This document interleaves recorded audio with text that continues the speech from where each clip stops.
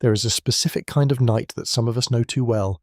You lie down, the lights go off, the house goes quiet, and instead of sleep, something else arrives. A thought that won't finish. A question that has no edges.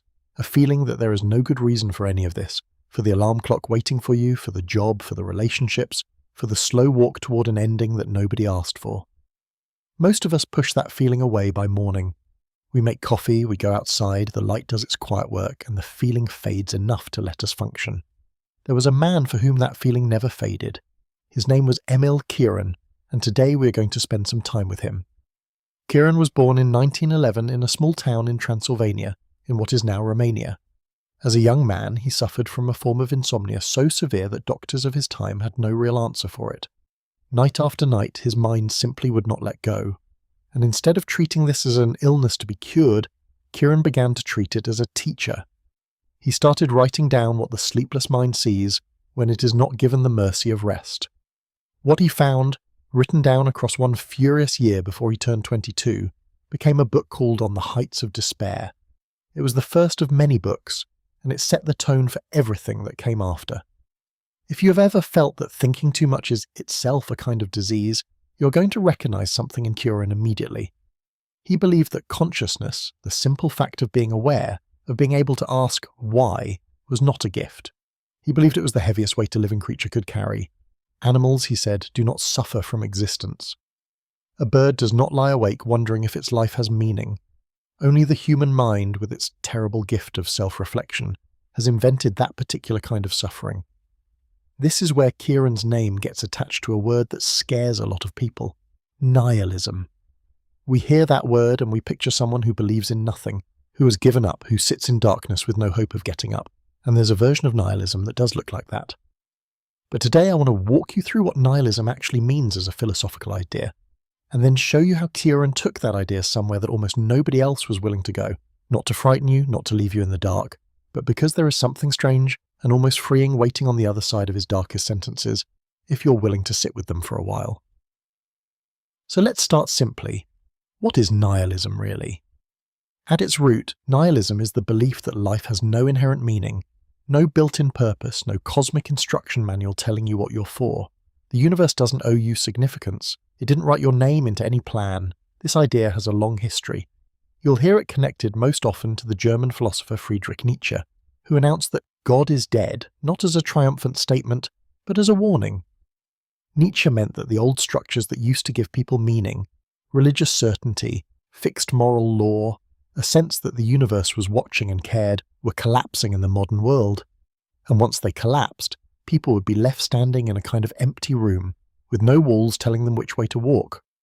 Nietzsche's response to this empty room was to try to build something new inside it. He wanted humans to become strong enough to create their own values, to affirm life so completely that they could turn even suffering into something worth living through.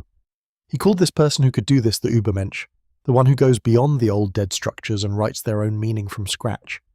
This is where almost every other thinker who deals with nihilism eventually goes. They look into the empty room, they feel the cold of it, and then they try to furnish it. Sartre will tell you that since there's no pre-written meaning, you are radically free to create your own. Camus will tell you that even though the universe is absurd, you can revolt against that absurdity by living fully anyway, the way his mythical Sisyphus keeps pushing his boulder up the hill with something like dignity. Kieran read all of these men. He respected some of them. And then he did something almost nobody else in this tradition was brave enough or reckless enough to do. He refused to furnish the room. He looked at the same empty space that Nietzsche and Sartre and Camus were standing in, and instead of building something new inside it, he simply said, let's actually look at this emptiness. Let's not rush to fix it. Let's not even rush to feel okay about it. Let's see what happens if we just stay here, honestly, without pretending we've found a way out. This is the heart of why Kieran is considered, by many people who study this subject, to be the philosopher who took nihilism further than anyone else.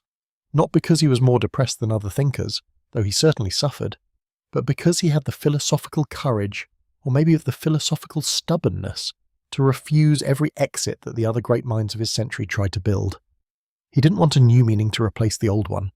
He wanted to know what it actually feels like, in the body, in the middle of the night, to have no meaning at all and to keep living anyway. That is what we are going to explore together over the next several sections. not a quick summary of Kieran was sad. Something deeper.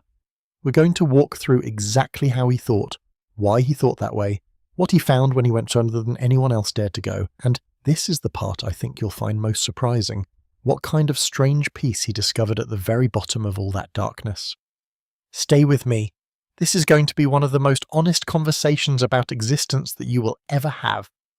Let's go back for a moment and understand the world that produced a mind like Kieran's, because no philosopher thinks in a vacuum.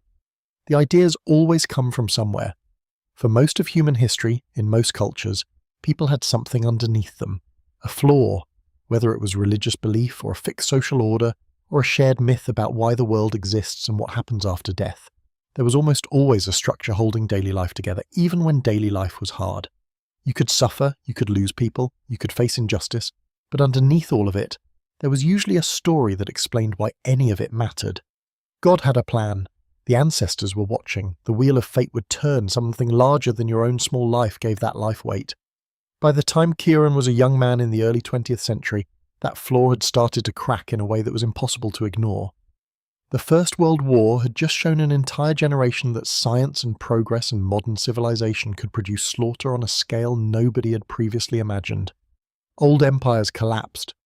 Old certainties about religion had already been shaken by science, by Darwin, by the slow erosion of belief that had been happening across Europe for over a century.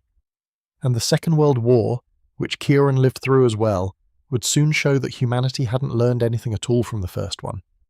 This is the atmosphere Nietzsche had already sensed coming decades earlier, which is why his warning about the death of God felt so urgent. He wasn't simply making a statement about religion. He was describing what happens to a civilization when the flaw underneath it disappears. And what he predicted, more or less, is exactly what happened. Without a shared, unquestioned structure of meaning, people started reaching for replacements. Some reached for political ideologies that promised a new kind of salvation. And we know now, with the benefit of history, how catastrophic some of those replacements turned out to be. Some reached for nationalism, some reached for the cult of progress, the belief that technology and science alone would deliver humanity to some better future. Some simply distracted themselves, filling the silence with noise so they wouldn't have to feel the emptiness underneath it. Kieran watched all of this with a particular kind of clarity, partly because he refused every single one of these replacements. As a very young man, for a brief and deeply regrettable period, he was even drawn towards some of the dangerous political currents of his time. A period of his life he later disowned, and which remains, honestly, one of the most uncomfortable parts of his biography. But the deeper and more lasting part of his thinking moved in the opposite direction. He became suspicious of every system that claimed to have the answer. Political ideologies, religious revivals, philosophical optimism, to Kieran, all of these were simply new flaws being nailed down over the same crack. They didn't heal anything, they just hid it. This is an important distinction to hold on to as we go forward, because it explains why Kieran's nihilism feels different from other versions you might have encountered. A lot of people use the word nihilism almost as an insult, meaning someone who is lazy, who doesn't care about anything, who has given up on trying to make the world better. That is not what we are talking about with Kieran. His was not a careless nihilism, it was an extremely careful one. He looked at every available exit from meaninglessness, religion, political utopia, philosophical systems, scientific progress, and he examined each one with real intellectual seriousness before concluding that none of them actually solved the problem. They just gave people something to hold on to so they wouldn't have to feel the original emptiness directly. Think about this in your own life for a second. How many things do you reach for, almost automatically, the moment a quiet, uncomfortable feeling about the bigger picture starts creeping in? The phone, the next task on the to-do list, a new purchase, a new relationship, a new goal that promises that once you reach it, everything will finally feel settled. None of these things are bad in themselves, but Kieran would ask you a difficult question. Are you reaching for them because you genuinely want them, or are you reaching for them because the alternative, sitting still with the basic uncertainty of existence, feels unbearable? This is the specific contribution Kieran makes that goes further than almost anyone before him. He's not just saying life has no inherent meaning. Plenty of philosophers had said variations of that. He's saying something more pointed, that almost everything human beings call meaning is actually a sophisticated form of running away from the absence of meaning. The job, the achievement, the relationship, the legacy you hope to leave behind. Kieran would look at all of these and ask whether they are genuine sources of significance or elaborate distractions we've built so we don't have to look directly at the emptiness underneath them. This sounds harsh. I want to be honest with you about that. It is harsh. But I want you to notice something as we go forward in this video. Kieran is not saying this to make you feel hopeless. He is saying it because he believed that most suffering doesn't come from facing the truth. It comes from the exhausting effort of avoiding it. And if that's true, if the avoidance is actually more tiring than the truth itself, then maybe there is something valuable waiting for us if we're brave enough to stop running. That is where we are headed. But first, we need to understand exactly what Kieran found when he stopped running himself, in those long sleepless nights of his youth, and what he discovered when he finally let the flaw disappear completely. Let's talk about insomnia for a moment, because it is not just a biographical detail about Kieran. It is, in many ways, the engine of his entire philosophy. If you have ever had even one night of real insomnia, not just having trouble falling asleep, but lying there for hours with your mind fully, painfully awake, you already know something that most people never have to learn. During the day, your mind is busy. It has tasks, conversations, decisions, distractions. The noise of living covers up the deeper questions, but at night, when the noise stops and the body is finally still, something else has room to surface. People who suffer from chronic insomnia often describe this exact experience. A flood of thoughts that the daytime mind never has to confront. Worries about death. Questions about whether any of this matters. A strange, heavy awareness of simply existing stripped of all its usual distractions. For Kieran, this wasn't an occasional bad night. For years, this was nearly every night.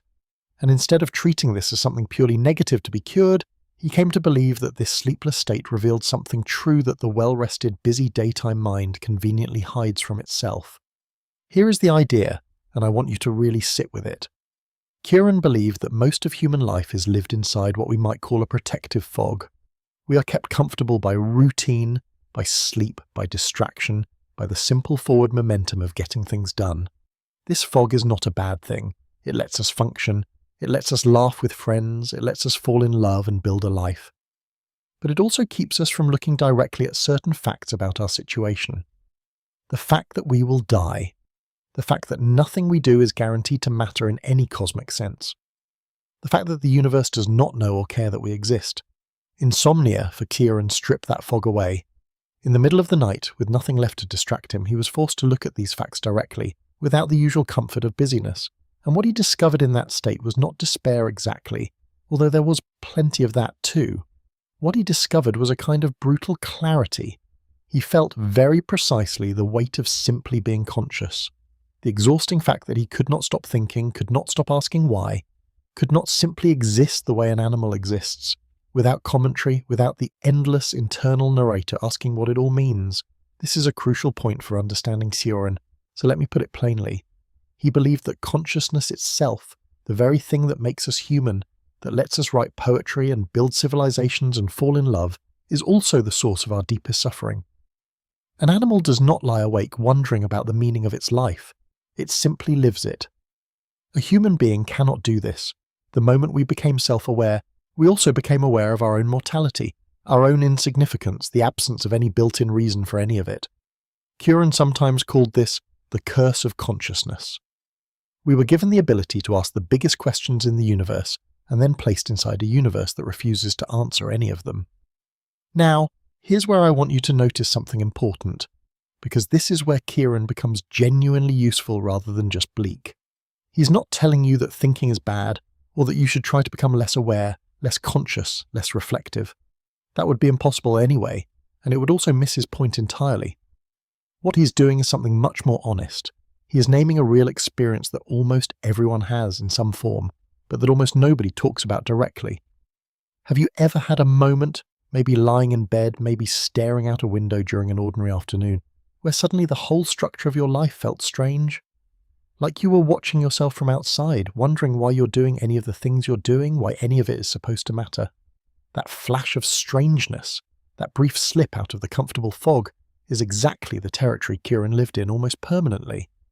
Most of us get a few seconds of it, and then the fog closes back over, because we have somewhere to be, someone to call, something to do. Kieran, through his insomnia, was forced to stay in that territory for hours, for years, without the mercy of the fog returning. And here is the strange gift inside this difficult truth. Because he stayed there longer than almost anyone, he learned the terrain better than almost anyone. He is not writing about this empty territory from a distance as a theory, he lived inside it, which means that when he describes it, you're not getting an abstract philosophical argument. You're getting an actual map, drawn by someone who spent years wandering through the same darkness that occasionally touches all of us in our own quiet moments. This is why people who feel like they are too much in their own heads, who feel exhausted by overthinking, who feel like the weight of existence sometimes presses down on them in the middle of the night, often find something deeply recognizable in Kieran. He is not telling you that you are broken for feeling this way. He is telling you that you have simply slipped, for a moment, out of the fog that protects most people most of the time, and that this slipping is not madness. It is, in his eyes, a kind of honesty that the rest of the world is too busy to afford. In the next section, we are going to look at exactly what Kieran found when he examined this honesty closely, and why he believed it was actually more truthful than the optimism that most of us are taught to practice. I want to introduce you to one of Kieran's most uncomfortable ideas, because I think it's actually one of his most important. Kieran did not just distrust despair's opposite in a casual way. He believed hope itself was, in many cases, a kind of trap. This sounds backwards at first. We are taught almost from childhood that hope is good and despair is bad. Hope keeps people moving forward. It gets people out of bed, into difficult treatments, through hard years, toward better futures. Surely hope is one of the good things in life, one of the things that makes existence bearable. Kieran's answer to this was careful and specific, so let's walk through it slowly rather than rushing past it. He observed that hope, by its very nature, always points away from the present moment. To hope is to say things are not okay right now, but they will be okay later if a certain condition is met. Hope always requires a future payoff to justify the present.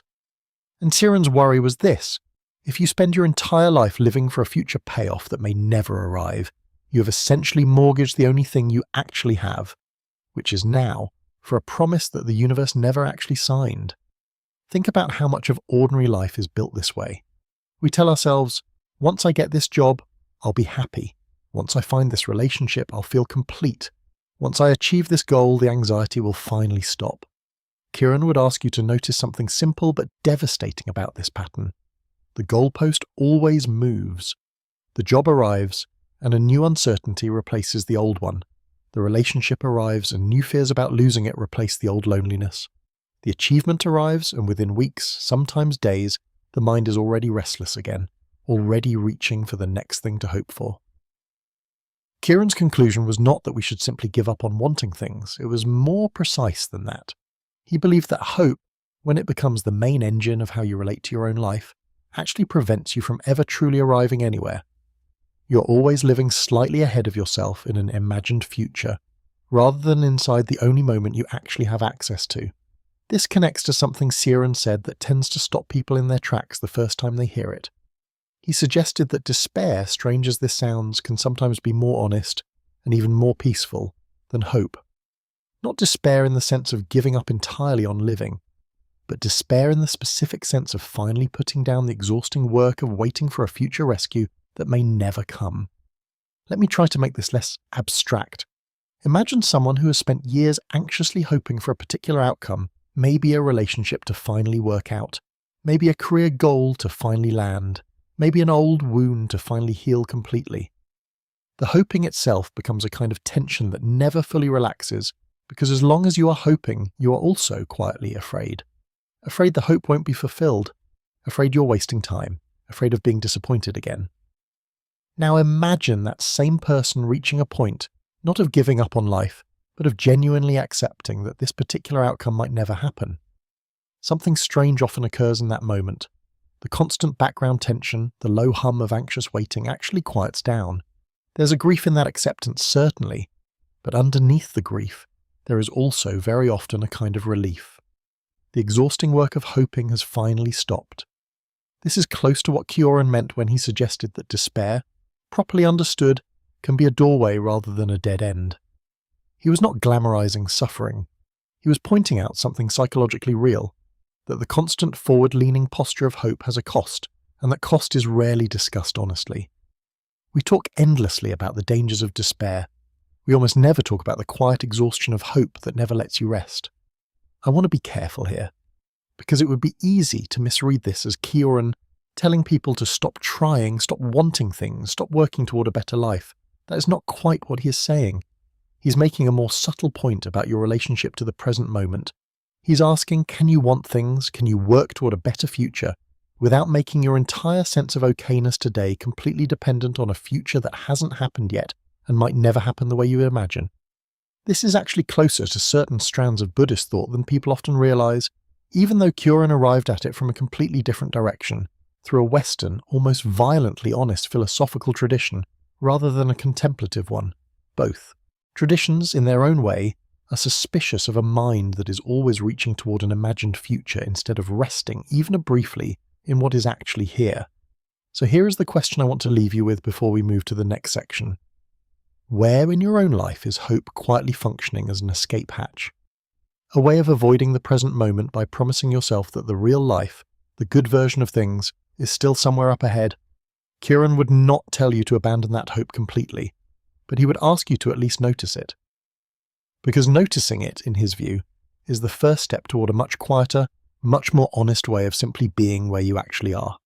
By this point, you might be wondering something reasonable. If Kieran distrusted hope, distrusted religion, distrusted political ideology, distrusted the comforting fog of daily distraction, what exactly was he left with? Didn't he need something to believe in? This question brings us to what I think is the single most important thing to understand about Kieran, and the thing that separates him from almost every other major thinker who has dealt with nihilism. He refused to replace the thing he tore down. Let's compare him directly to a few of his contemporaries and predecessors, because this comparison is genuinely illuminating. Nietzsche, as we discussed earlier, tore down the old religious and moral certainties, but then immediately began constructing something new in their place. He gave us the idea of the Übermensch, the overman who creates his own values. He gave us the idea of eternal recurrence as a kind of test. Could you live your life in such a way that you would be willing to live it again, exactly the same forever? Nietzsche wanted you to walk out of the rubble of the old meaning and start building something stronger. Jean-Paul Sartre, writing decades later, looked at the same empty universe and said, "Since there is no built-in meaning, you are condemned to total freedom. You must choose your own values, and you're entirely responsible for that choice." This is uncomfortable, Sartre admitted. He even called it a kind of anguish. But it is also, in his view, the foundation of human dignity. We are free to define ourselves, moment by moment, through our actions. Albert Camus, perhaps the most beloved of this group precisely because his answer feels the most livable, looked at this same absurd, meaningless universe and proposed something almost beautiful. He used the ancient myth of Sisyphus, the man condemned to push a boulder up a mountain forever, watching it roll back down every single time for all eternity. Camus said that we must imagine Sisyphus happy, not because the task makes sense, it doesn't, but because the act of continuing, of pushing the boulder anyway, fully and without illusion, is itself a kind of victory over the absurdity of the situation. This is Camus's famous idea of revolt, not violent rebellion, but a constant clear-eyed refusal to be crushed by meaninglessness. Even while accepting that meaninglessness is real, these are beautiful responses, genuinely. Millions of people have found real comfort and real strength in Nietzsche's call to self-creation, in Sartre's insistence on freedom, in Camus's image of a defiant, almost joyful Sisyphus. Kieran read all three of these thinkers carefully, respected aspects of each of them, and ultimately found all three responses to be, in his words, a kind of evasion. Not dishonest exactly, but hurried. He believed that each of these philosophers, having stared into the abyss, flinched slightly too soon and reached for something to hold on to, self-creation, radical freedom, joyful revolt, before they had actually finished looking. Kieran's response was almost unbearably simple by comparison, and this simplicity is exactly what makes him so different. He did not offer a new system. He did not give you an Übermensch to become, or a philosophy of freedom to practice, or an image of Sisyphus to imagine smiling. He essentially said, let's just stay here a while longer. Let's not rush toward meaning, even a self-created one. Let's actually sit inside the absence and see what is true about it, without softening it with a new story. This is why some readers find Kieran almost unbearable, and why others find him the most honest writer they have ever encountered. He gives you no exit, he builds no new flaw. What he offers instead is something stranger and, in its own way, more demanding. Total honesty about the situation, with absolutely nothing added to make that honesty easier to carry. You might reasonably ask, why would anyone want this?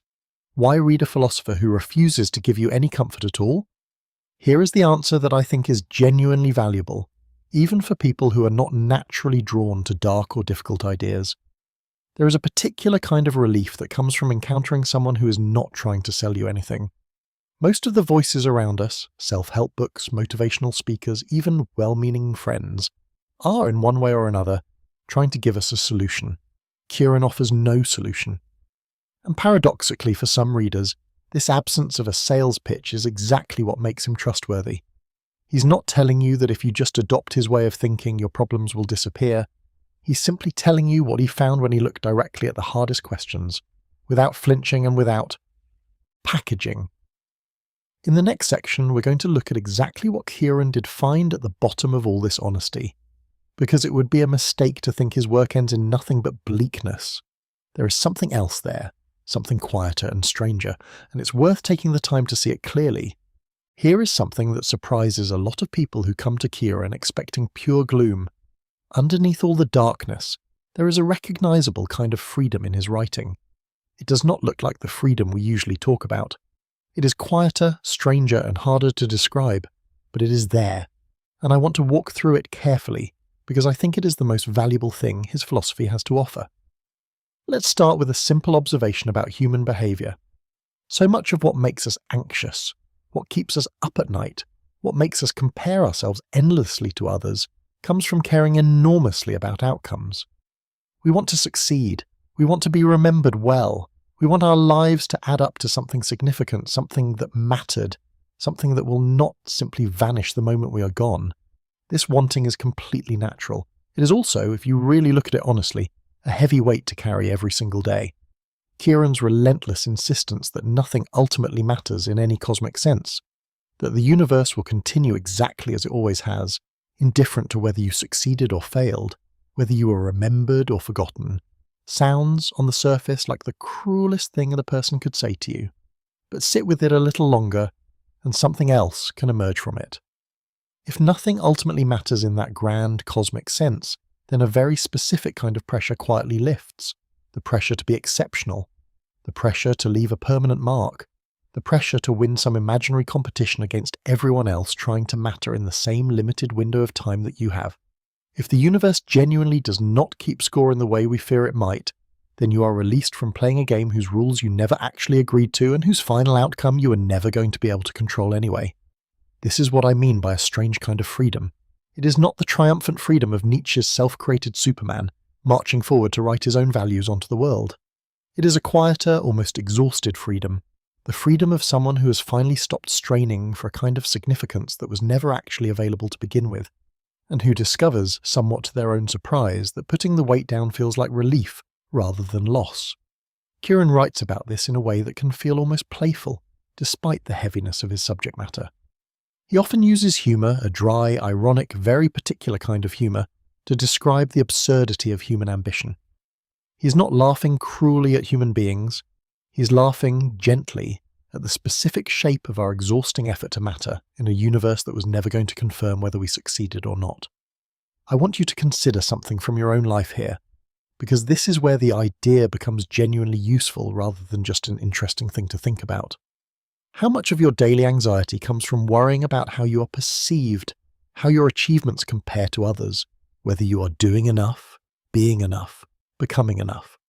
Kieran would not tell you these concerns are stupid or that you should stop caring about your life. But he would gently point out that almost all of this anxious comparison rests on an assumption. The assumption that there is a scoreboard somewhere keeping track that your effort to matter is being measured against some real external standard. What if there isn't a scoreboard?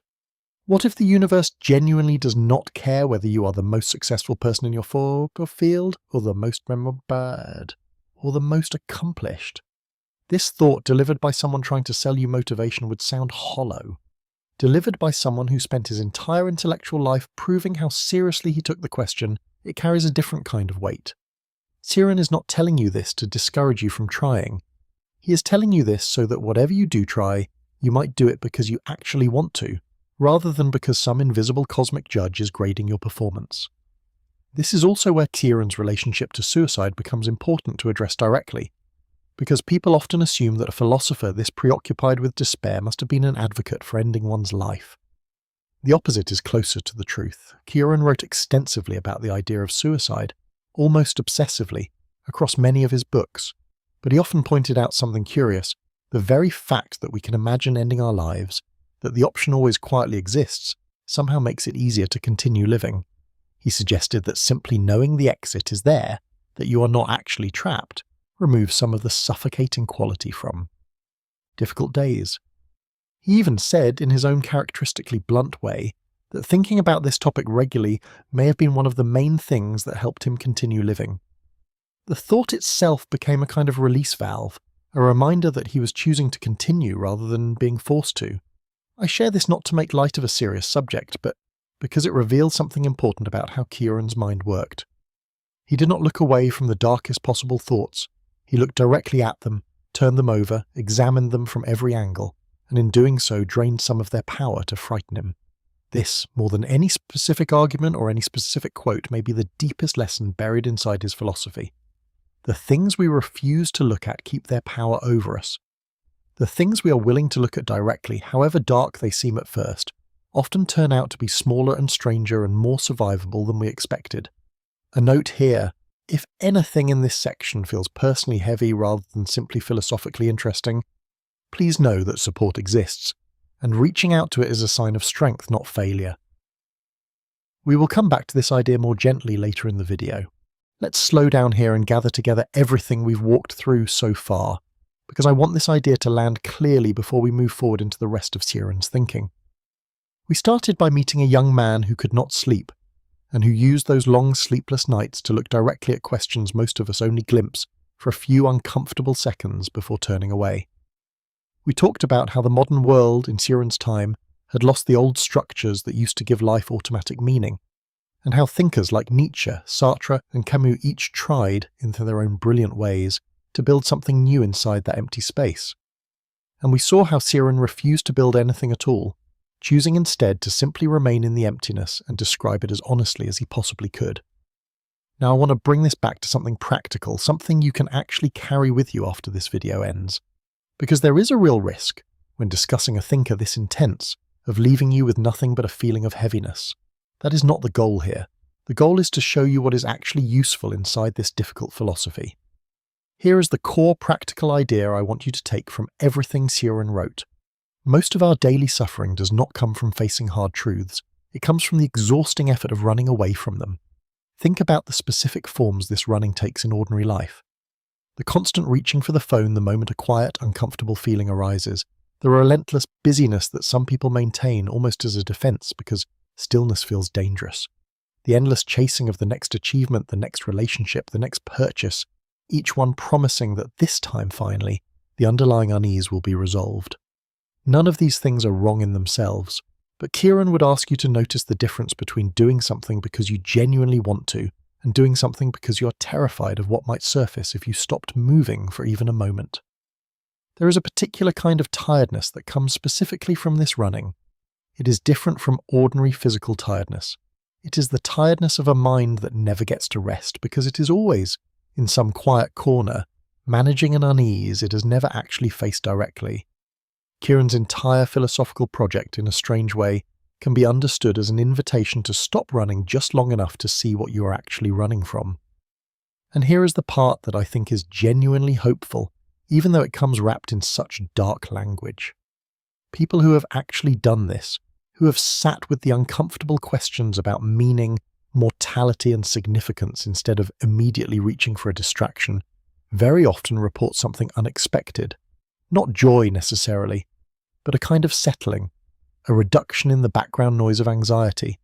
Because once you have actually looked at the thing you were afraid of, it generally turns out to be quieter than the fear of it. The monster under the bed, once you actually turn on the light and look, is almost always smaller than your imagination made it. This is not a technique Kieran invented to make you feel better. Remember, he was deeply suspicious of anyone offering techniques to feel better. But it is an honest description of what tends to happen when a person stops avoiding the deep questions and simply lets themselves feel the full weight of them for a while. The weight does not disappear, but something about carrying it directly instead of constantly bracing against it from a distance changes its character. I want to give you one more way of thinking about this before we move forward in the video, because I think it will help make the idea stick. Imagine you are carrying a heavy bag, and you have been carrying it at arm's length for hours, trying not to let it touch your body, trying to keep some distance between yourself and the weight. Your arm will be exhausted long before the bag itself becomes truly unbearable, simply because of the strain of holding it away from you. Now imagine you finally just let the bag rest against your body, let yourself actually feel its full weight directly. In a strange way, this is often less exhausting than the effort of holding it at a distance, even though the bag weighs exactly the same either way. This, I think, is close to what Kieran is offering underneath all his difficult sentences. He's not telling you the bag is lighter than you think. He is telling you that the distance you are keeping from it is costing you more than the weight itself. In the sections ahead, we're going to look more closely at some of his most striking and most quoted ideas, about boredom, about the body, about why he believed being born was, in his words, a kind of catastrophe. These ideas sound shocking on the surface, but now I hope you can see the deeper intention underneath them. Not cruelty, not nihilism in the careless sense, but a relentless, almost obsessive commitment to looking directly at what is actually true, even when the truth offers no comfort at all. Now let's look directly at the idea most people associate with Kieran, the one that tends to shock anyone hearing it for the first time. Across his work, especially in his book The Trouble with Being Born, he returns again and again to the claim that being born is, in some sense, the worst thing that can happen to a person.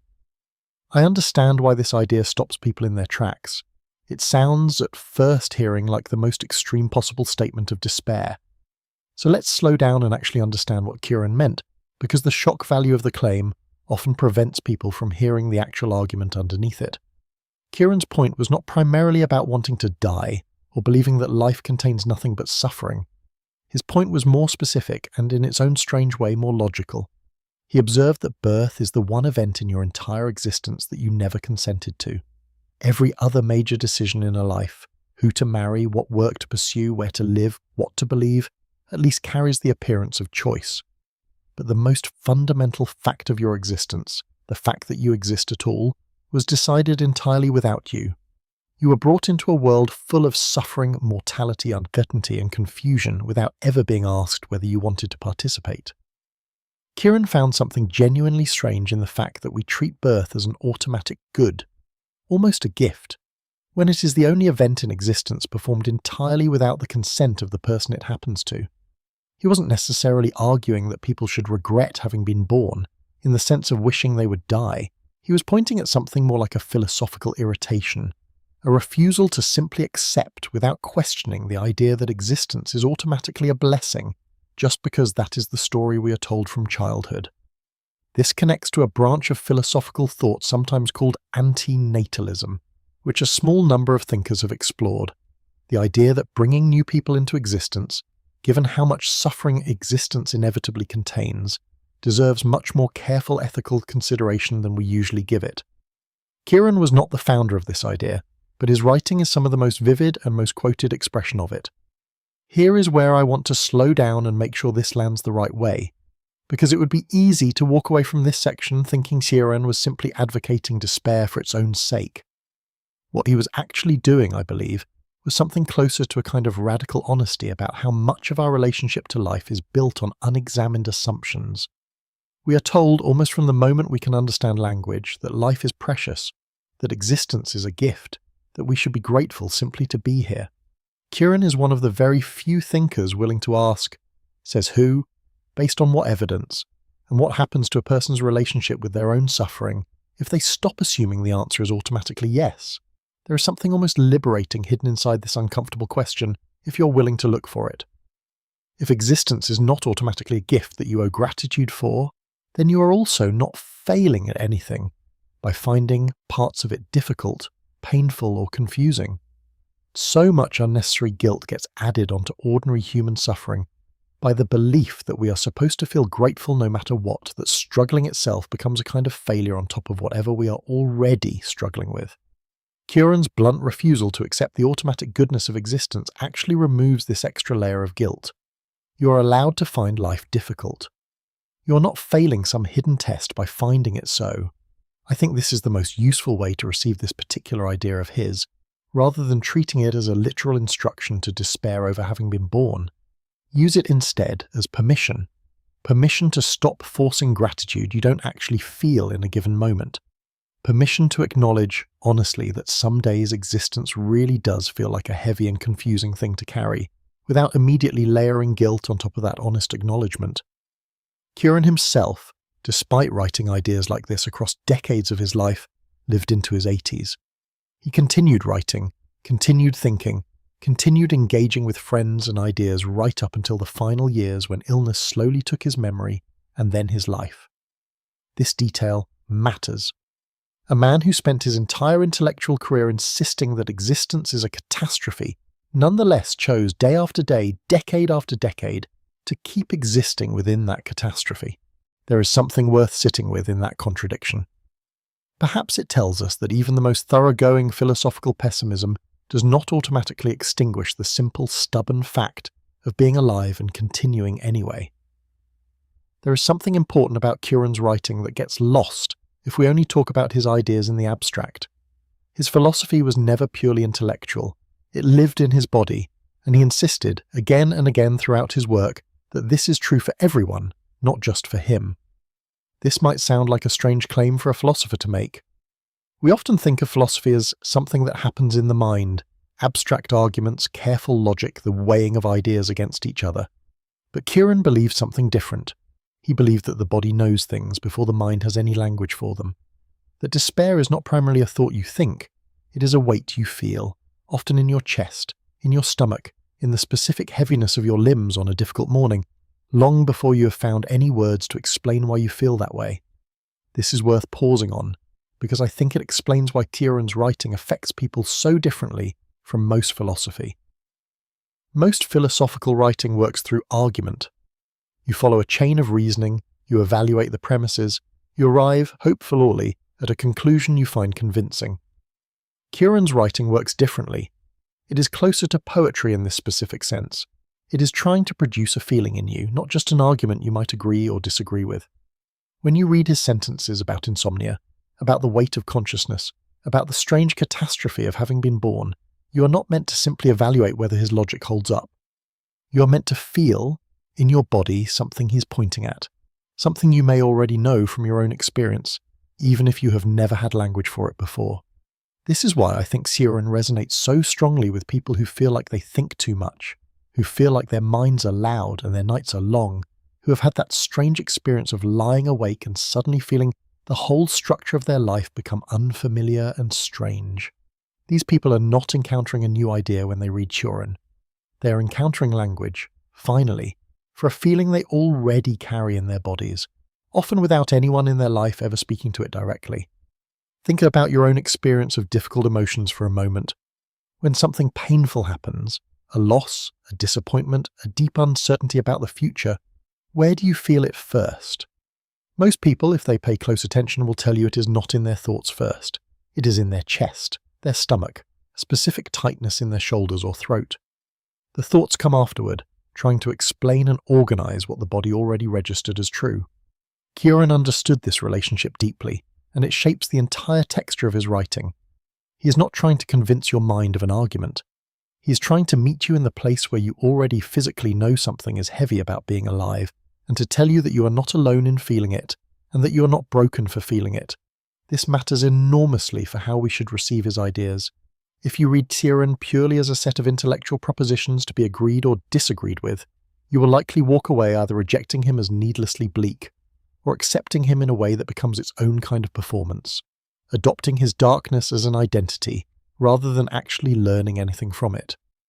But if you read him the way he seems to have intended, as someone naming, with unusual precision, a feeling that already lives in the body of anyone who has ever lain awake at night wondering about the weight of existence, something different happens. You feel recognized. You feel, perhaps for the first time, that the heaviness you carry is not a personal malfunction. It is an old part of being human, one that most cultures and most people prefer not to speak about directly, but which Kieran spent his entire life speaking about with total, unflinching honesty. There is a kind of relief in being seen this clearly, even by someone offering no solution. Most of us, when we feel this particular kind of heaviness, immediately wonder if there's something is wrong with us specifically. Why am I like this? Why can't I just be normal, just be happy, just stop thinking about all of this? Kieran's entire body of work taken together offers a quiet but firm answer to that question. There is nothing wrong with you specifically. This weight is simply what it sometimes feels like to be a conscious creature, briefly aware of its own existence, inside a universe that offers no explanation for why any of this is happening. You are not malfunctioning. You are not malfunctioning. You are noticing something that has always been true, that most people are simply too busy, too distracted, or too protected by the comforting fog of daily life to notice as clearly as you currently are. I want to bring in an idea here that connects Kieran's thinking to something almost everyone experiences regularly, something we usually dismiss as trivial but which Kieran took very seriously: boredom. For Kieran, boredom was not a minor inconvenience, a simple lack of stimulation to be solved by reaching for your phone or finding something entertaining to do. He saw boredom as one of the clearest windows into the deeper structure of existence that we spend most of our lives trying not to look through. Here is the idea, and I want to walk through it carefully, because it connects directly to everything we have already discussed. Most of the time our lives are filled with tasks, goals, relationships, and distractions that keep our attention pointed outward, toward the next thing to do or achieve or experience. This outward-pointing attention is, in a sense, a kind of armor.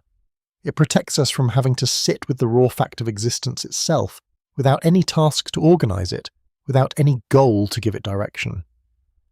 Boredom is what happens when that armor briefly falls away.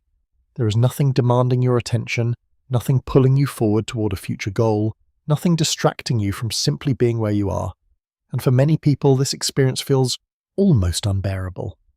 We reach immediately for the phone, for a task, for any form of stimulation, specifically because the alternative, sitting with nothing but the raw fact of existing with no task to hide behind, feels deeply uncomfortable, even frightening.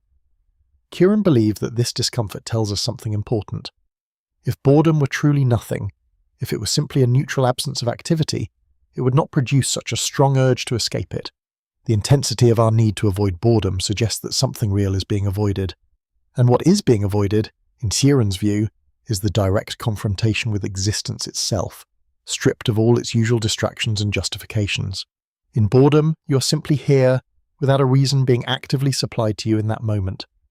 And for a mind that has spent its whole life believing it needs a reason, a goal, a task to justify its presence, this bare experience of simply existing can feel like staring directly at the same emptiness Kieran spent his sleepless nights confronting.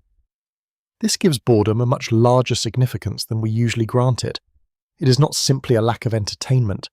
It is a small, regular, almost daily invitation to face the same questions that occupied Kieran's entire philosophical life. Questions about whether existence needs justification at all, about what is actually here when all the usual distractions are temporarily removed. I want to connect this to something practical, because I think this is one of the most useful ideas in this entire video. The next time you feel that restless, uncomfortable pull of boredom, that urge to immediately reach for your phone, to fill the silence with something, anything, consider pausing for just a moment before you do. Not forever, not as some grand spiritual discipline, just a moment. And notice what is actually there underneath the urge to escape. You might find exactly what Kieran found, a kind of bare, uncomfortable awareness of simply existing without a task to hide behind. This is uncomfortable. It is meant to be uncomfortable, at least at first. But it is also, according to everything we have discussed in this video, a kind of honesty that most of modern life is specifically designed to help us avoid. There is a quiet kind of courage in being willing to stay with that discomfort for even a few extra seconds before reaching for the escape. Not because boredom itself is some magical cure for anything, but because, in Kieran's view, every time we immediately flee from it, we are reinforcing the belief that bare existence, without distraction, is unbearable. And every time we manage to stay a little longer, we are quietly testing that belief, and very often discovering that it was not quite as true as we assumed. This is perhaps the smallest, most accessible practical application of everything Kieran spent his entire intellectual life exploring. You do not need to read his books, suffer from chronic insomnia, or live through the collapse of European civilization to encounter the territory he is describing. You simply need to notice what happens the next time you feel bored, and to stay with that feeling just a little longer than you normally would before reaching automatically for the next distraction. I want to introduce something about Kieran that surprises almost everyone who first encounters him through his most quoted, most shocking ideas. Underneath all of his darkness, there is an enormous amount of humour. This might be the single most important thing to understand if you want to actually read Kieran yourself, rather than just hearing about him secondhand. People who pick up his books expecting unbroken misery are often surprised to find themselves laughing, sometimes within the very same paragraph that contains his bleakest observations. His writing is full of irony, exaggeration, and a kind of dry, self-aware wit that constantly seems to be in on its own joke. Why does this matter? Because it tells us something crucial about how Kieran actually related to his own despair. He was not someone drowning helplessly in a misery, unable to gain any distance from his own suffering. He had instead an almost playful relationship with his darkest ideas, turning them over, exaggerating them for effect, finding the absurd comedy hidden inside even his most serious observations about existence.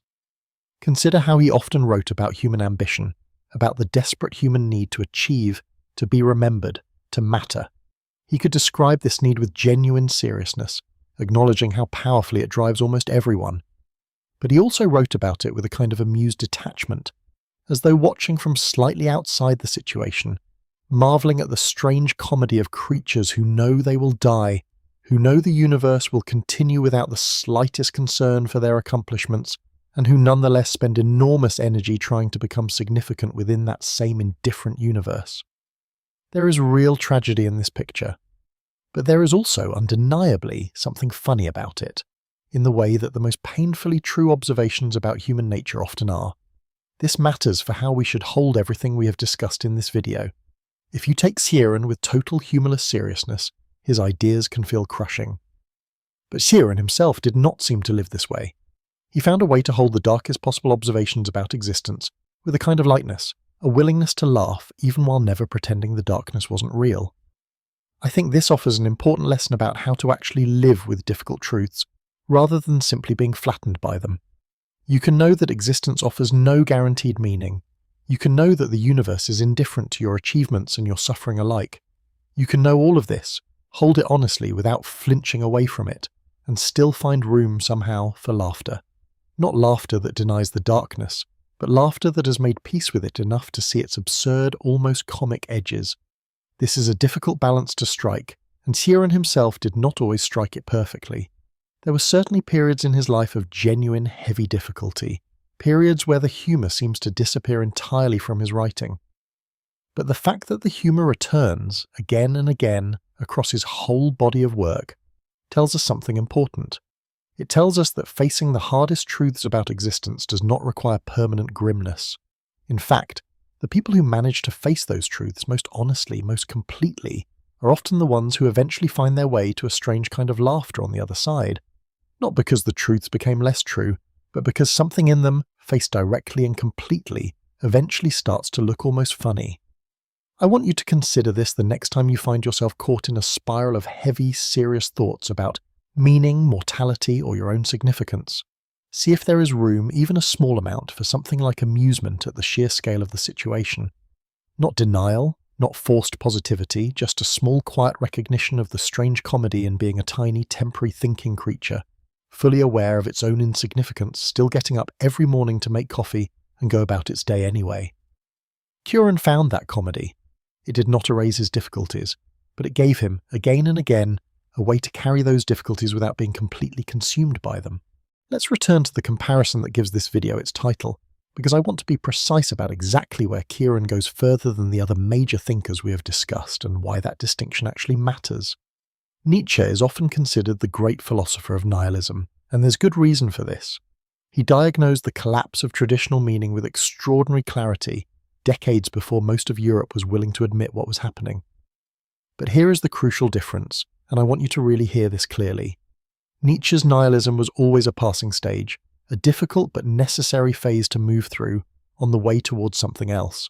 He believed that once we recognized the death of the old certainties, we could then create something new and arguably stronger in their place.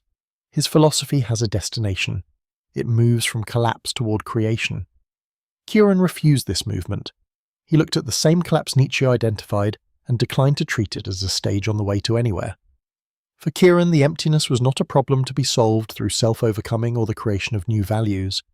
It was simply the truth of the situation, to be examined honestly and without the comfort of believing you have found your way through it to something better on the other side.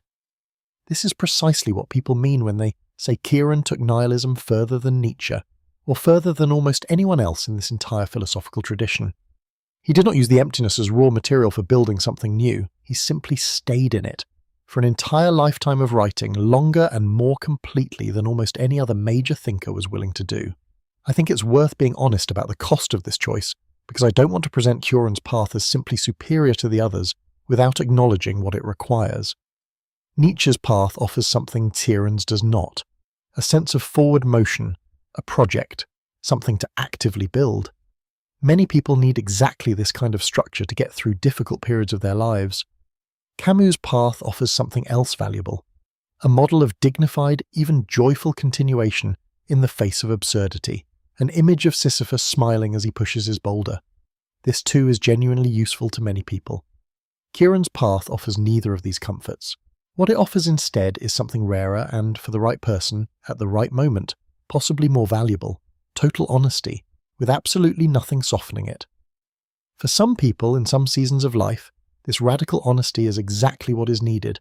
Not another solution to adopt, not another system to believe in, but simply permission to stop pretending, even for a little while, that everything has already been figured out.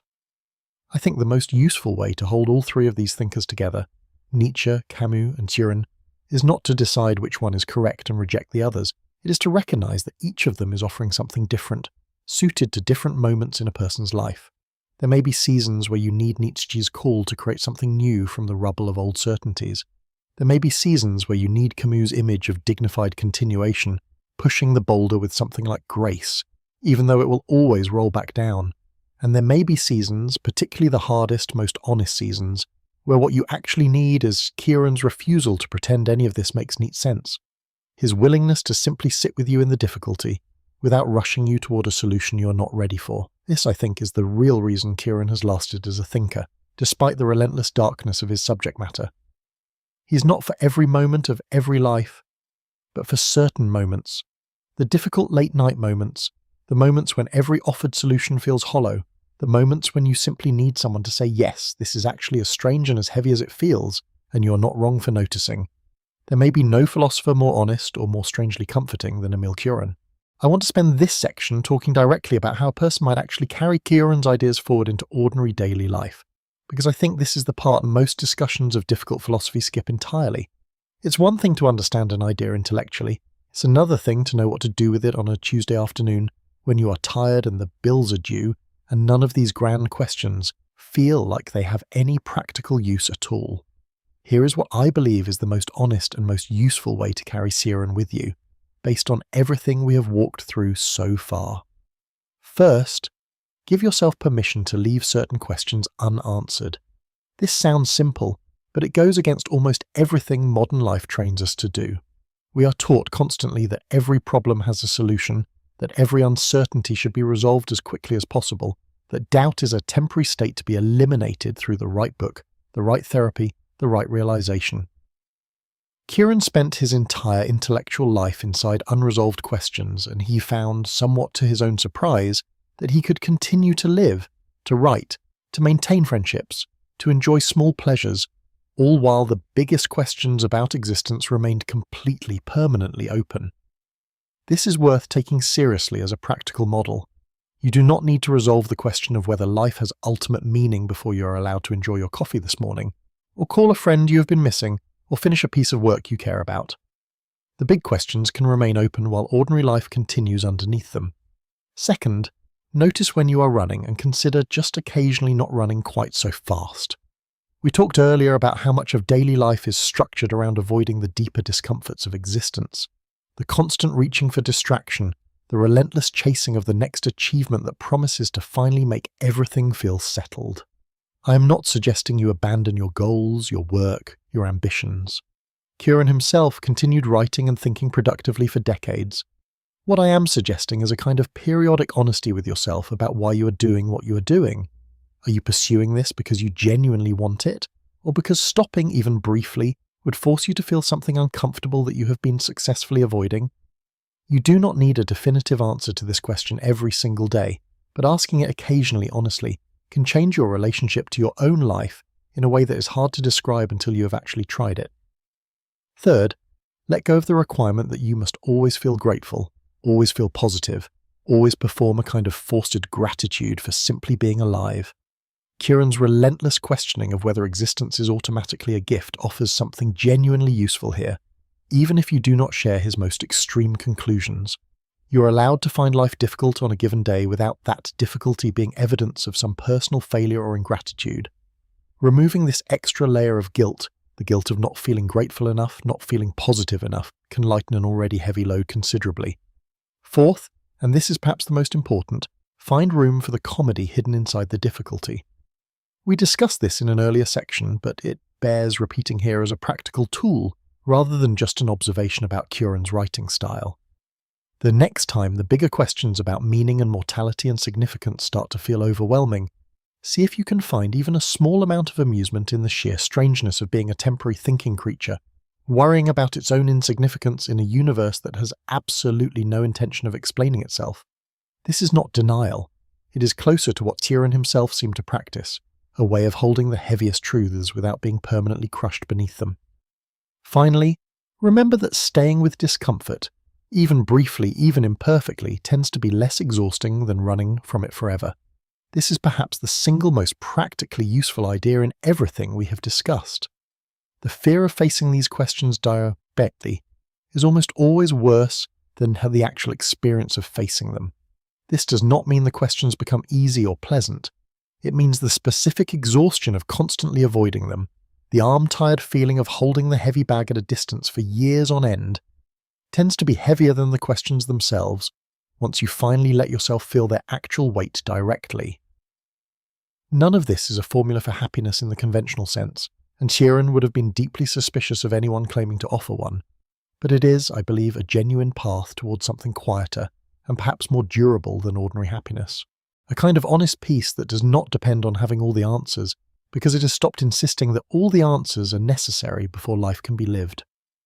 If anything we have discussed across this video has felt heavier than simply interesting, if these questions about meaning and existence are sitting with you in a way that feels personally difficult right now, rather than philosophically curious, please consider talking with someone you trust or a mental health professional about how you're actually doing. There is no failure in needing support, and exploring philosophy is never a substitute for that kind of care when it is genuinely needed. I want to close our exploration of Kieran's ideas with something about the end of his actual life, because I think it adds an important and often overlooked dimension to everything we have discussed. Kieran lived until 1995, reaching the age of 84. For most of his adult life, he lived simply in Paris, in the same small apartment, largely avoiding fame even as his books slowly gathered a devoted readership across the world. He gave very few interviews. He resisted the idea of being treated as a celebrity philosopher, someone whose darkness could be packaged and sold. By most accounts from people who actually knew him personally, he was, in ordinary daily interactions, warm, funny, and genuinely engaged with the people around him, a striking contrast to the crushing weight of his published writing. In his final years, Kieran developed Alzheimer's disease. The specific difficult irony of this is hard to overstate, and Kieran himself, before his illness progressed too far to understand what was happening to him, seemed to recognize it. Here was a man whose entire intellectual identity had been built on the relentless, unflinching, almost violent clarity of conscious thought, a man who treated the sharpness of his own awareness as both his greatest burden and his only real tool for facing existence honestly. And in the end, that same sharpness was slowly, gently, completely taken from him. By most accounts from those who visited him in his final period, something unexpected happened. As his memory and his fierce intellectual clarity faded, Kieran appeared, by many descriptions, to become calmer. Some who knew him described him as seeming almost peaceful in those last years, sitting quietly, no longer burdened by the relentless, restless thinking that had defined his entire life and work. I want to be careful here, because there is something genuinely sad about watching a brilliant mind slowly lose itself to illness, and I do not want to romanticize that loss. But I also think there is something worth sitting with honestly in this final chapter of his life. The very thing Kieran identified, again and again across decades of writing, as the source of humanity's deepest suffering, the relentless, inescapable activity of conscious thought, the mind's endless capacity to ask why without ever receiving an answer, was in the end gently lifted from him. And what remained, by the accounts of those who were there, was not horror, it was something closer to quiet. I don't think this proves Kieran was right about consciousness being a curse. It is far more complicated than that. And Alzheimer's disease is a genuine tragedy, not a philosophical victory, but I do think this final chapter of his life adds a strange, quiet resonance to everything he spent his life writing about. The man who spent decades insisting that thought itself was the heaviest burden a creature could carry, ended his life in a state where that burden had, in its own difficult way, finally been set down. There is something here that defies easy interpretation, and I think that is appropriate, given everything we have learned about how Kieran approached difficult, unresolvable truths. He would likely have refused any tidy lesson drawn from his own ending. He would have insisted, probably with some dry humour included, that we simply look at what happened, honestly, without forcing it into a neat moral. So let's do that. Let's simply look at it. A man spent his entire conscious life insisting that consciousness was a catastrophe, that thought was a curse, that the human mind's endless questioning was the deepest source of suffering available to any living creature. And in the end, without his choosing it, without any philosophy or technique on his part, that exact burden was lifted from him, and those around him observed something like peace in its place. I don't know exactly what to make of that.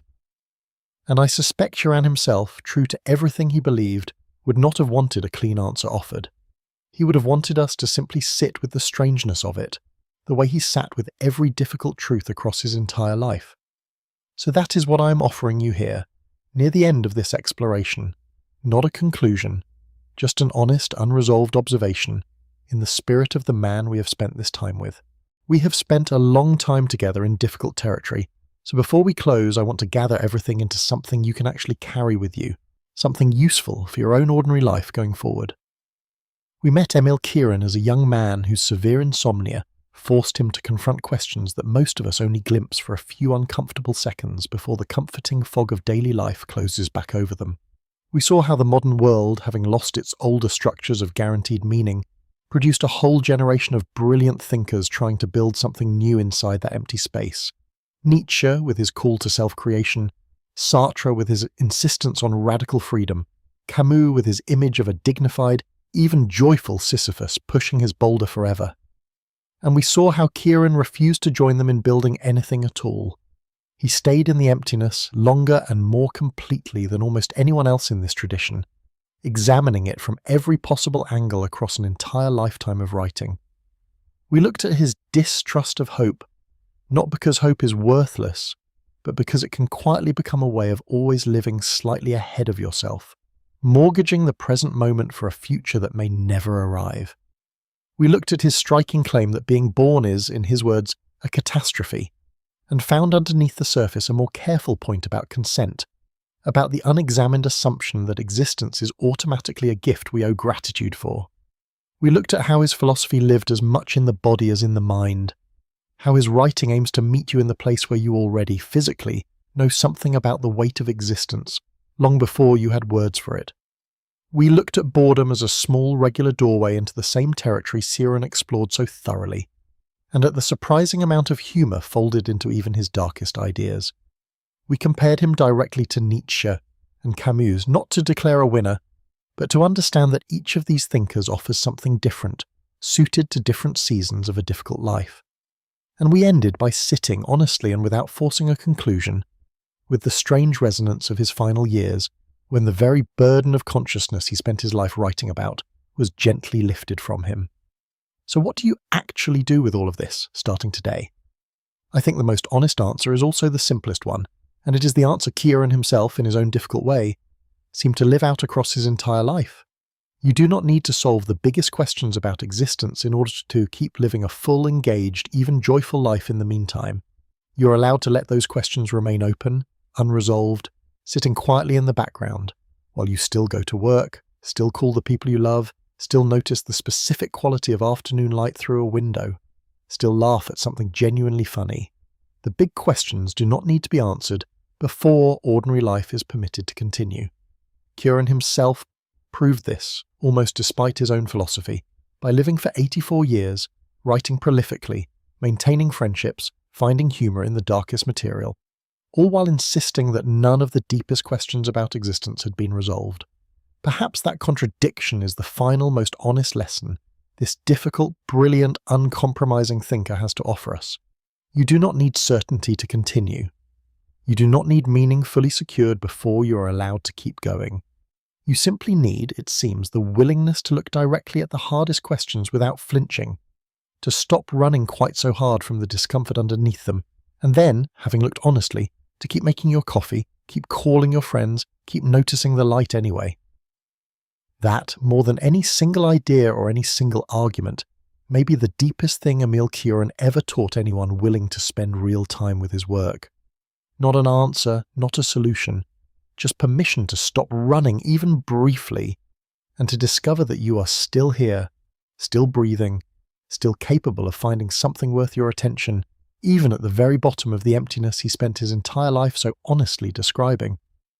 If anything in this video has touched on feelings that go beyond curiosity, if you have been sitting with real heaviness lately, not just philosophical interest, please reach out to a mental health professional or a trusted person in your life. That conversation matters more than any video ever could. Thank you for spending this time with me, exploring one of the most uncompromising minds in the whole history of philosophy. If these ideas reached something in you, sit with them a while before rushing to the next video or the next distraction.